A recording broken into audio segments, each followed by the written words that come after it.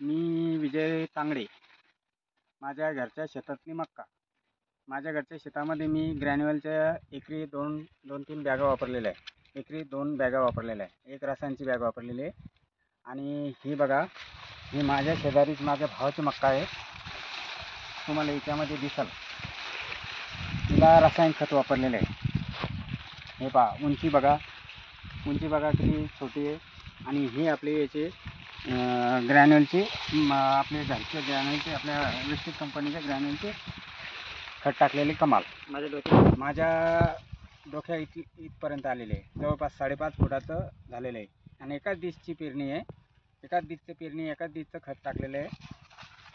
आणि ही बघा, माझ्या मोठ्या भावाच्या शेतातली मक्का अशी आणि आपल्या मक्कावरती किड पण सुद्धा नाही, आळे आलेली नाही. आता यांच्या मक्कामध्ये बघा, एक मिनिट, हे बघा कसं आहे, क्वालिटी बी बरोबर नाही आहे. असे पानं कतरले, हे बघा, हे असे पानं कतरलेले आहे. जात एक, मक्का एक, फक्त खताची कमाल. आणि आपली मक्का बघा समोर का, हे बघा आपली मक्काची क्वालिटी बघा कशी आहे.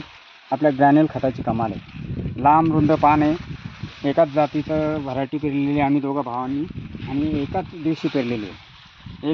एक घंटा बी मागं पुढे नाही, सर्व एका दिवसात आहे. बोला सर, मी यांच्याकडे मजुरी करतो.